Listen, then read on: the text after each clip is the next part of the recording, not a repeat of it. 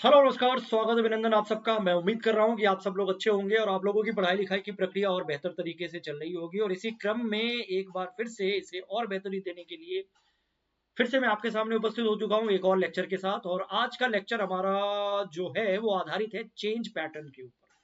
जैसे physical change और chemical change के बहुत सारे प्रैक्टिकल लाइफ में एग्जाम्पल्स है और इस एग्जाम्पल को कॉन्सेप्ट के रूप में पिरो करके क्वेश्चंस पूछे जाते हैं। तो ये छोटा सा चैप्टर है लेकिन बड़ा महत्वपूर्ण है और आसानी से इसे आप समझ सकते हो और इसके एक भी क्वेश्चन को आप गलत नहीं करेंगे अगर थोड़ा सा टाइम देकर के इस पैटर्न को समझ लेते हैं।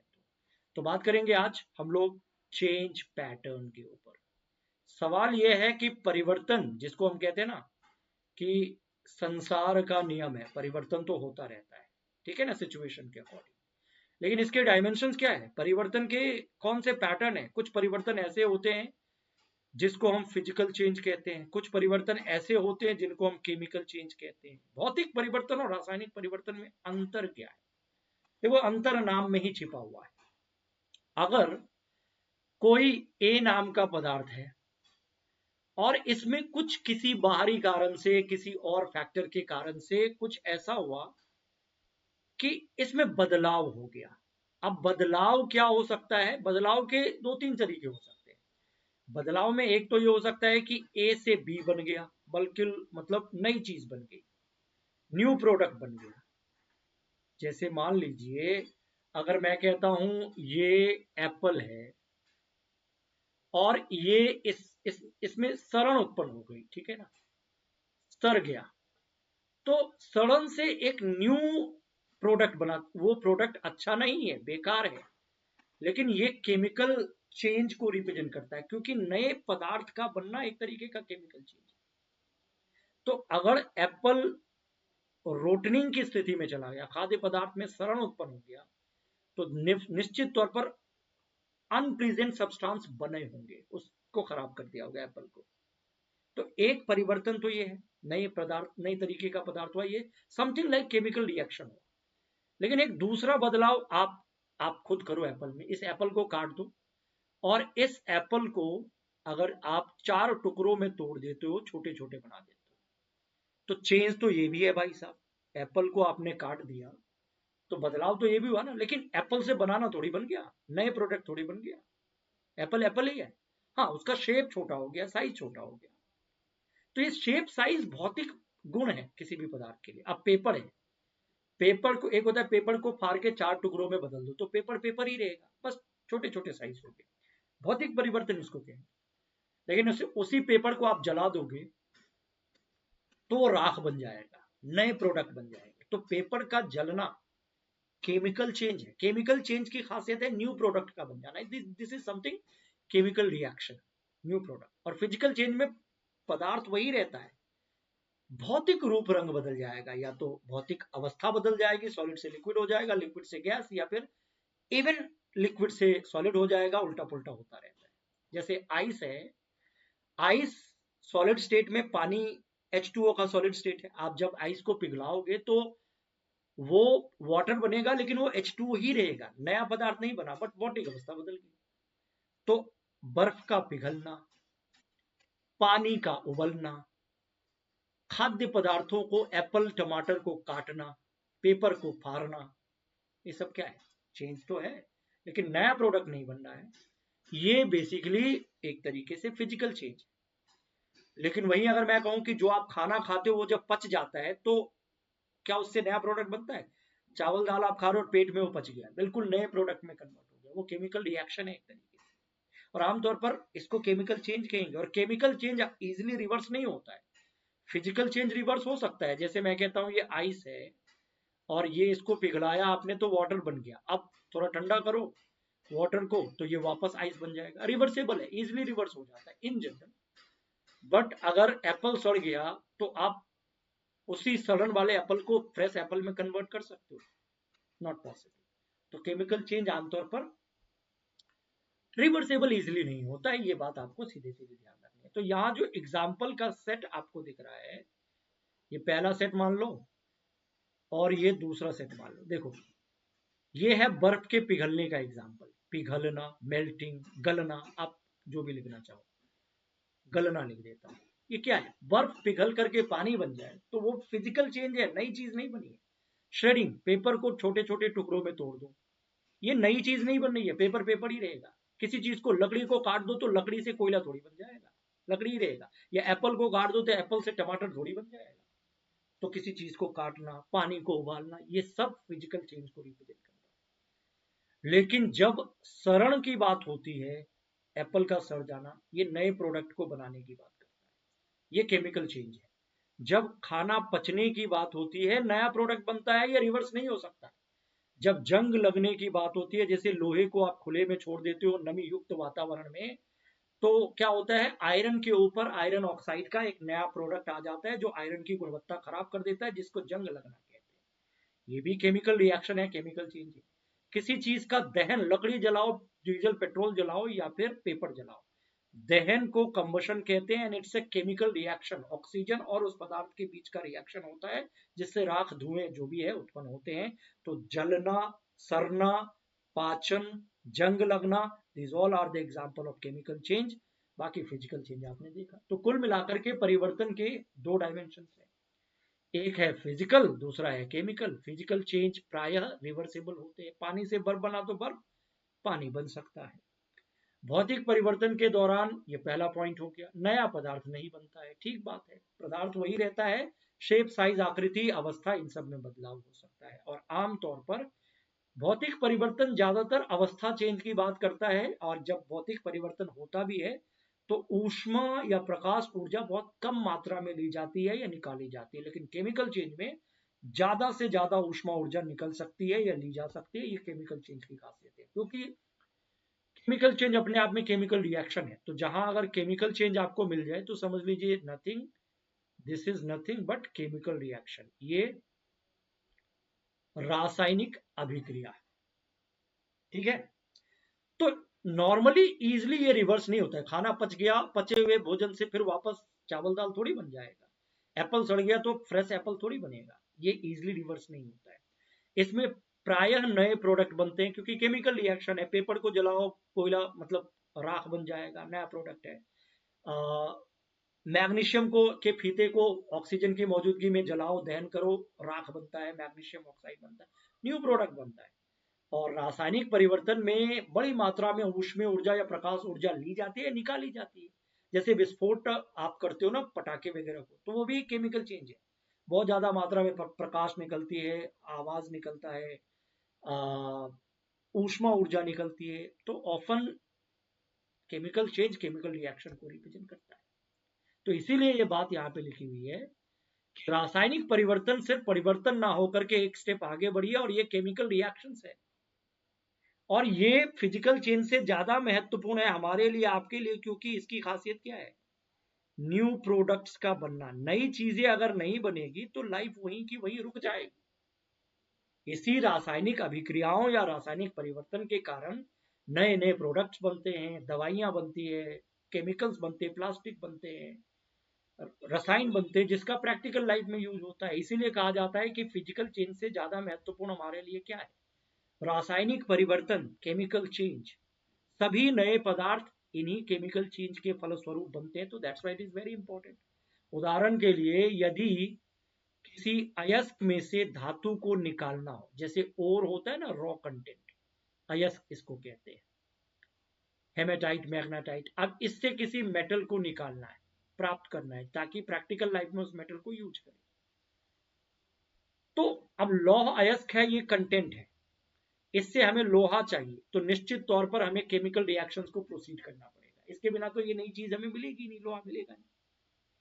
अगर कोई दवाइयां बनती है, जो बनती रहती है लगातार, तो आप सोचो बिना केमिकल रिएक्शंस के, बिना केमिकल रिएक्शंस के प्रोसेस के, क्या कोई नया प्रोडक्ट, नई दवाइयां मिलेगी? और नई दवाइयां नहीं मिलेगी तो फिर मेडिकल साइंस आगे कैसे बढ़ेगा? सो केमिकल रिएक्शंस केमिकल चेंज को रिप्रेजेंट करता है, और केमिकल रिएक्शन ज्यादा महत्वपूर्ण है, क्योंकि नई चीजें तो इसी में मिलती है। फिजिकल चेंज में तो नई चीजें बनती ही नहीं है ना। इसलिए हम कहते हैं कि केमिकल रिएक्शंस या केमिकल चेंज के फलस्वरूप उपयोगी पदार्थ, कई नए पदार्थ, चाहे वो प्लास्टिक हो, डिटर्जेंट हो, ये रासायनिक अभिक्रियाओं द्वारा ही तो बनते हैं, या फिर दवाइयां हो। वास्तव में प्रत्येक नए पदार्थ की जो खोज है ना, ये केमिकल चेंज के अध्ययन से ही पॉसिबल हुआ है। That's why it is very important and we know that कि केमिकल चेंज को केमिकल रिएक्शंस भी कहते हैं। ऐसे में केमिकल रिएक्शंस के जो फीचर है वो केमिकल चेंज के भी फीचर हो सकते हैं। तो रासायनिक परिवर्तन में कौन कौन सी घटनाएं पॉसिबल है? एक तो नया प्रोडक्ट बनता है, ये बात ठीक है, लेकिन और क्या हो सकता है? तो देखो, रासायनिक परिवर्तन में ऊष्मा, प्रकाश अथवा किसी अन्य प्रकार के रेडिएशन निर्मुक्त हो सकते हैं या उनका अवशोषण हो सकते हैं। जैसे आप पटाखे जलाते हो तो उससे ऊष्मा प्रकाश ही तो निकलते हैं, ठीक है ना? So that is the case. ठीक उसी तरीके से एनर्जी को यूटिलाइज भी किया जा सकता है। ये रिएक्शन, केमिकल रिएक्शन में एक्सोथर्मिक और एंडोथर्मिक भी होता है। एक्सोथर्मिक में एनर्जी निकलती है, जैसे ग्लूकोज हमारे सेल में टूटता है और उससे एटीपी एनर्जी निकलती है, तो दैट इज एक्सोथर्मिक। लेकिन फोटोसिंथेसिस की प्रक्रिया में सनलाइट की एनर्जी यूज की जाती है, एंडोथर्मिक है। तो या तो केमिकल रिएक्शन में ऊष्मा अब्सॉर्ब किया जाएगा तो एंडोथर्मिक, अगर निकाला जाएगा तो एक्सोथर्मिक, दोनों चीजें संभव है। कई बार केमिकल रिएक्शन जब होता है तो साउंड की उत्पत्ति होती है, जैसे पटाखे फूटते हैं ना, तो उससे कभी आवाज निकलती है ना बहुत भयंकर टाइप की। तो ये केमिकल चेंज का एक तरीके से सिग्नेचर है कि वहां हो सकता है केमिकल चेंज हुआ। नए गंध में परिवर्तन, नए पदार्थ का बनना, नए गंधयुक्त पदार्थ आ जाते हैं। कई बार रंग में परिवर्तन होता है, कुछ गैस निकलती है, तो ये सब केमिकल रिएक्शंस के आउटपुट है, इसलिए इनको केमिकल चेंज के आउटपुट के रूप में भी जाना जा सकता है। That is the case. Example आपने देखा है कि मैग्नीशियम का जो रिबन होता है, मैग्नीशियम का जो फीता होता है, जब आप उसे जलाते हो ना, तो वो एक कंबशन है, उससे मैग्नीशियम ऑक्साइड बनता है। ये एक रासायनिक परिवर्तन है। कोयला, लकड़ी अथवा पत्तियों का जलना, किसी भी चीज का कंबशन रासायनिक परिवर्तन है। वास्तव में किसी भी पदार्थ का जलना हमेशा केमिकल चेंज को रिप्रेजेंट करता है, क्योंकि नया प्रोडक्ट बनता है। और इसके साथ हीट, जलने के साथ हमेशा ऊष्मा का आउटपुट बाहर आता है। पटाखों का विस्फोट एक अन्य रासायनिक परिवर्तन है। आप जानते हैं कि ऐसे विस्फोट से ऊष्मा, प्रकाश, ध्वनि और कुछ बेकार सी गैसें निकलती है, जिससे पर्यावरण को भी नुकसान पहुंचता है। लेकिन पटाखे जलाते हैं लोग, जलाने वाले, है ना? तो these are the chemical reactions. Magnesium फीते का जलना, पेपर का जलना, लकड़ी कोयले का जलना, पटाखे का फूटना वगैरह वगैरह, ये केमिकल चेंज। और ये तो मैंने पहले ही बताया कि लोहे में जंग लगना भी केमिकल चेंज की ही एग्जाम्पल है। क्योंकि जंग लगने में क्या होता है, आयरन जो है ना, एक मेटल है, तत्व है, धातु है। अब आयरन से बनी हुई कोई चीज खुले में रह जाए लगातार, तो एटमॉस्फेयर में मौजूद ऑक्सीजन और एटमॉस्फेयर में नमी भी होती है, इसके साथ इस आयरन का रिएक्शन होता है। और रिएक्शन के फलस्वरूप क्या होता है, आयरन के ऑक्साइड की एक नई चीजें ब्राउन लेयर के रूप में इस पे जमा हो जाती है। जो आयरन ऑक्साइड है, यही तो रस्ट है, ये नया प्रोडक्ट है। लोहे में जंग लगता है, जिससे लोहे की गुणवत्ता खराब होती है, अच्छा तो नहीं माना जाता है, लेकिन हो सकता है। तो जंग लगने के लिए आयरन के रिएक्शन को किससे कैरी करना होता है? तो एक तो ऑक्सीजन और दूसरा वाटर, ये दोनों वातावरण में मिल जाते हैं। अगर बारिश का मौसम है, वातावरण में नमी की मात्रा ज्यादा है, वायु आर्द्र है, ह्यूमिड है, नमी अधिक है, तो जल्दी जल्दी जंग लगेगा, तेजी से जंग लगेगा। नम वाले सीजन में, बारिश के मौसम में लोहे में जंग लगने की प्रक्रिया फास्ट हो जाती है। ड्राई है तो थोड़ा सा स्लो होगा, है ना? और याद ये भी रखना है कि स्टेनलेस स्टील जो है ना, जैसे आयरन है, लोहा, इसमें जंग लग सकता है। तो कई बार आप ना इसको जंग से बचाने के लिए कुछ प्रयास करते हैं। उन प्रयासों में एक प्रयास तो है कि लोहे के ऊपर आप एक खास मेटल का लेप चढ़ा देते हैं। शायद आप जानते हो कि जिंक की परत चढ़ा देते हैं। जिंक का परत अगर आप लगा देते हो ना, तो ये वायु का कांटेक्ट काट देता है, जिंक का लेयर, और रिएक्शन रोक देता है, तो इससे जंग रोधी लोहा बन जाता है। इस प्रोसेस को जस्तीकरण कहते हैं। जिंक जस्ते यानी जिंक की परत को लोहे पे चढ़ा देना, तो जंग लगने के चांसेस कम हो जाते हैं। उसी तरीके से लोहे से लोहे और कार्बन को मिलाकर के स्टील बनाया जाता है। स्टील एक तरीके का मिश्र धातु है, लोहे प्लस कार्बन से मिलकर बनता है। और स्टील में एक खास तरीके का स्टील होता है जिसको हम कहते हैं स्टेनलेस स्टील। एक ऐसा स्टील जो विशेष है। इसको बनाते हैं कैसे? स्टील में लोहा और कार्बन तो है ही, लोहे में कार्बन मतलब आयरन प्लस कार्बन के अलावे इसमें क्रोमियम और निकेल प्लस मैंगनीज धातु को मिला दिया जाता है। तो स्टील आयरन कार्बन का मिश्रण है, लेकिन स्टील के भी कैटेगरी है, उसको स्टेनलेस स्टील में बदलना है, जंग नहीं लगने वाले स्टील में कन्वर्ट करना है, तो क्रोमियम निकेल या मैंगनीज तथा मैंगनीज को मिला देते हैं, तो इससे बन जाता है स्टेनलेस स्टील। इसके अलावा लोहे के ऊपर जिंक की परत भी लगा देते हैं, जाकर के स्टेनलेस स्टील आमतौर पर जंग उसमें इतनी जल्दी नहीं लगता है। जस्ते की परत लोहे पे चढ़ा दोगे तो भी वो जंग रोधी में बदल जाता है, तो इसलिए प्रिवेंट करना जरूरी है। हम कैसे रोकते हैं? देखो सीधी सी बात है कि जिस पदार्थ में जंग लगा है, जैसे लोहे में जंग लगा है, तो जंग के लिए आदर्श स्थिति क्या है? ऑक्सीजन का मिल जाना और पानी का मिल जाना। अगर इन दोनों संपर्क को काट दो, ऑक्सीजन ही ना मिले आयरन को, पानी ही ना मिले, तो रिएक्शन ही नहीं हो। तो लोहे की वस्तुओं को ऑक्सीजन अथवा जल अथवा दोनों के संपर्क से बचाकर रखिए, तो शायद जंग लगेगा ही नहीं, क्योंकि केमिकल रिएक्शन नहीं होगा। बट ये कहना आसान है, पर प्रैक्टिकली हर हमेशा ऐसा तो कर नहीं सकते। बहुत सारी चीजें ऐसी होती है जो लोहे की बनी होती है, उसको बाहर रखना पड़ता है, खुले में रखना पड़ता है। तो आप खुले में रखोगे तो उसका ऑक्सीजन से रिएक्शन तो रोक ही नहीं पाओगे, पानी से रिएक्शन रोक ही नहीं पाओगे, क्योंकि वो वस्तु ही खुले में रखने के लिए बनी गई है ना। हर चीज को आप प्रोटेक्ट करके तो नहीं रख सकते लोहे से बनी हुई चीज को। तो अब ये चीज तो बाहर ऑक्सीजन और पानी से संपर्क करेगा ही, तो अब ये उपाय छोड़ दो, कुछ और करो, पेंट लगा दो ताकि एयर कांटेक्ट ना हो लोहे में, या फिर वो जो अभी बोला था ना, पेंट या ग्रीस की परत भी लगा सकते हो ताकि संपर्क रुक जाए, पानी के साथ बाहरी संपर्क ना हो, एयर के साथ ना हो, ऑक्सीजन के साथ, या फिर जस्ते की परत लगा दो, है ना। क्योंकि वास्तव में लोहे की सभी वस्तुओं पर नियमित रूप से अगर आप पेंट या ग्रीसिंग परत चढ़ाते हो ना, तो जंग लगने की प्रक्रिया को खत्म तो नहीं कर सकते, लेकिन बहुत स्लो कर सकते हो, तो प्रिवेंटिंग प्रोसेस इसको बोला जाता है। एक अन्य उपाय की बात हमने अभी की है कि एक अन्य उपाय के तौर पर लोहे के ऊपर या तो क्रोमियम का लेप चढ़ा दो इलेक्ट्रोप्लेटिंग के जरिए, क्योंकि क्रोमियम भी रस्ट को एक तरीके से रेजिस्ट करता है, थोड़ा महंगा है क्रोमियम। और जिंक भी लगा सकते हो, चढ़ा सकते हो। तो लोहे पर जिंक की परत चढ़ाने की प्रक्रिया को गैल्वेनाइजेशन कहते हैं। या तो क्रोमियम का लेप चढ़ा दो या फिर जिंक की परत चढ़ा दो, उससे भी जंग रोधी लोहे में कन्वर्ट हो जाता है। और एक और बात आप यहाँ पे जरूर याद रखिएगा, क्या जंग लगना, लोहे में जंग लगने की जो प्रक्रिया है एक केमिकल रिएक्शन है, केमिकल चेंज जरूर है, आयरन ऑक्सीजन और वाटर के बीच का रिएक्शन है जिससे ऑक्साइड बनता है, इसको ऑक्सीकरण अभिक्रिया कहते हैं। लोहा पानी और ऑक्सीजन के साथ H2 और पानी के साथ अभिक्रिया करके हाइड्रेटेड आयरन ऑक्साइड यानी आयरन का ऑक्साइड बनाता है, इसी को हम ब्राउन जंग के रूप में देखते हैं। और जंग लगने की प्रक्रिया धीरे धीरे होती है, धीमी प्रक्रिया है, ऑक्सीकरण प्रक्रिया धीमी प्रक्रिया है। इसके लिए इनपुट के तौर पर मेटल के साथ ऑक्सीजन और पानी चाहिए, और किसी भी तापमान पर यह प्रक्रिया हो सकती है, यानी कि जंग लगने के लिए एक पर्टिकुलर टेम्परेचर चाहिए। हाँ, ये बात सही है कि अगर टेम्परेचर थोड़ा ज्यादा होगा तो जंग लगने की प्रक्रिया थोड़ी तेज होगी। टेम्परेचर ज्यादा होने से रस्टिंग प्रक्रिया फास्ट हो जाती है, रस्टिंग फास्ट, तेज, ज्यादा। टेम्परेचर कम है तो स्लो। वैसे जंग लगने की प्रक्रिया ऑलरेडी स्लो ही होती है, पर थोड़ा टेम्परेचर बढ़ने से थोड़ी तेज हो सकती है, ऐसे हम कह सकते हैं। एंड जनरली केमिकल रिएक्शन है, ये केमिकल चेंज है। So rusting is an irreversible chemical change, irreversible. ये फिजिकल चेंज थोड़ी है कि रिवर्स हो जाएगा, ये इजीली रिवर्स नहीं होता ये प्रोसेस। मतलब लोहे में जंग लग गया तो अब वो जंग हट करके नॉर्मल लोहे में नहीं कन्वर्ट होगा अपने आप, है।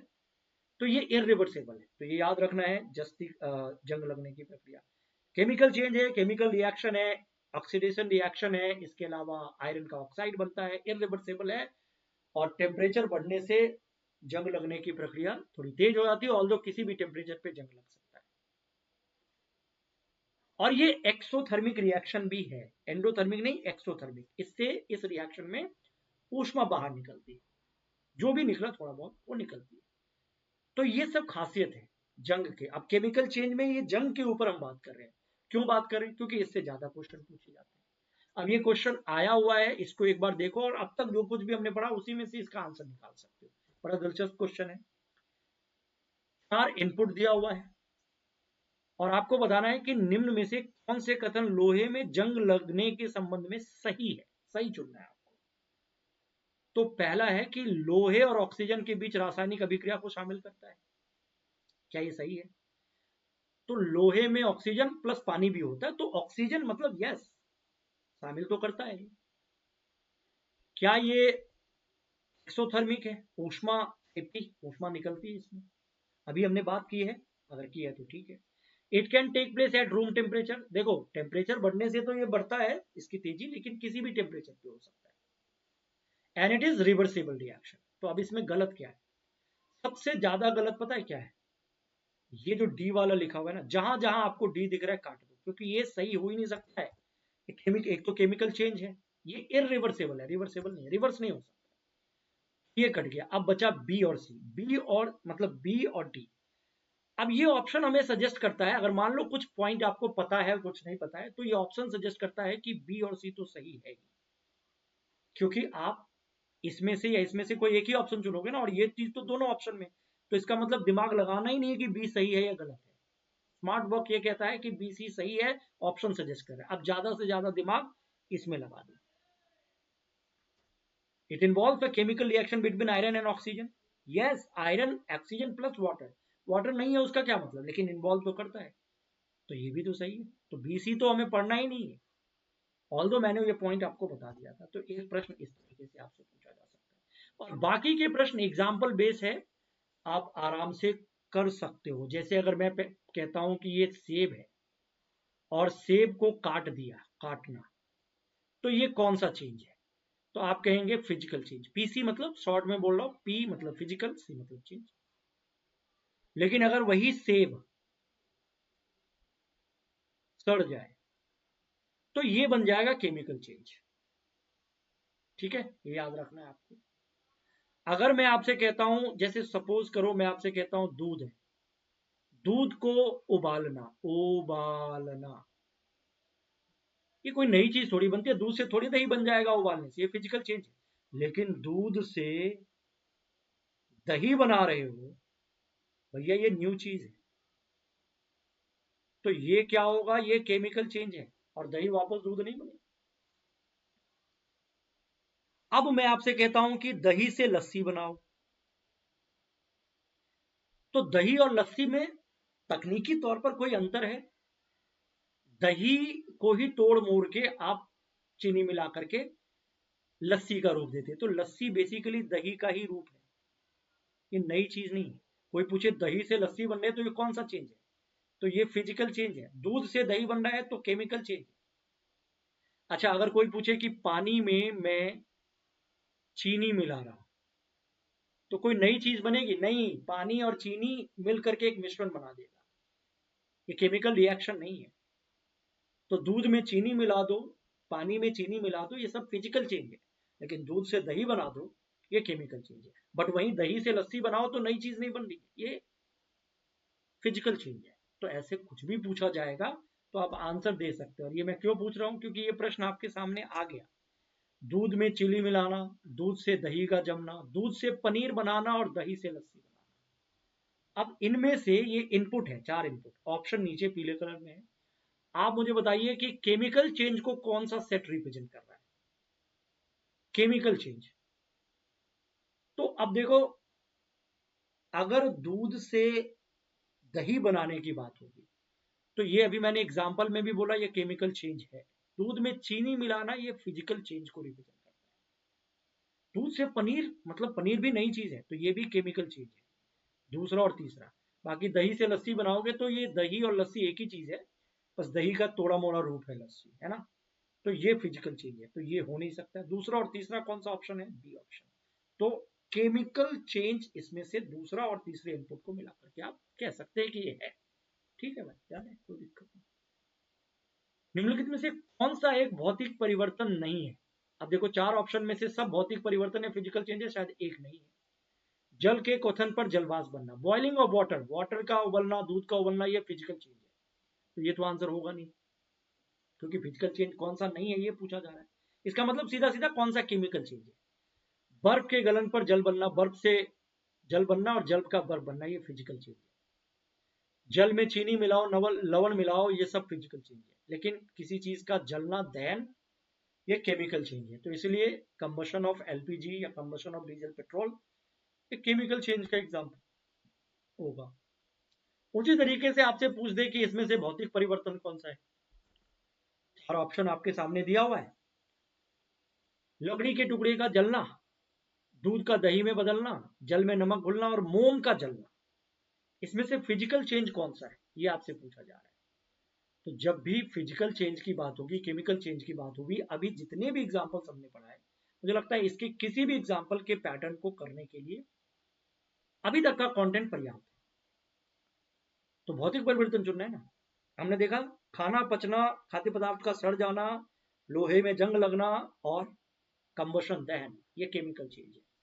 तो ये कंबशन का एग्जाम्पल है। दूध से दही बनना केमिकल चेंज है, ये फिजिकल चेंज है। और ये भी कंबशन का एग्जाम्पल है, जलना। तो दूध में नमक मिलाओ, पानी में नमक मिलाओ, दूध में चीनी मिलाओ, पानी में चीनी मिलाओ, these are example of physical change. तो ये आपका फिजिकल चेंज का कैटेगरी है, ठीक है। यही था चेंज का पैटर्न, बहुत ज्यादा बड़ा चैप्टर नहीं है ये। और इस चेंज में बेसिकली आपको फिजिकल और केमिकल चेंज को एग्जाम्पल के साथ और कुछ कॉन्सेप्ट के साथ ध्यान रखना है, और रस्टिंग ऑफ आयरन के केस में थोड़ा ज्यादा पॉइंट को याद रखना है। तो ये सारे पॉइंट अगर आप समझ लेते हैं तो इसमें आराम से क्वेश्चन को कैरी कर लेंगे, कोई मुश्किल नहीं है, ऐसा हम कह सकते हैं। टॉपिक छोटा था तो फिर डन है ये टॉपिक, बस इतना ही बड़ा है, ठीक है। तो अब मैं आपसे अगली क्लास में अगले टॉपिक के साथ मिलूंगा। फिलहाल के लिए इतना ही। Okay, bye bye. पढ़ते रहिए और लगातार पढ़ते रहिए, सारे सेशन को देखिए, समझिए, टाइम दीजिए और अपना काम अच्छे से करते रहिए। मिलता हूँ आपसे अगली क्लास में। Okay, bye bye.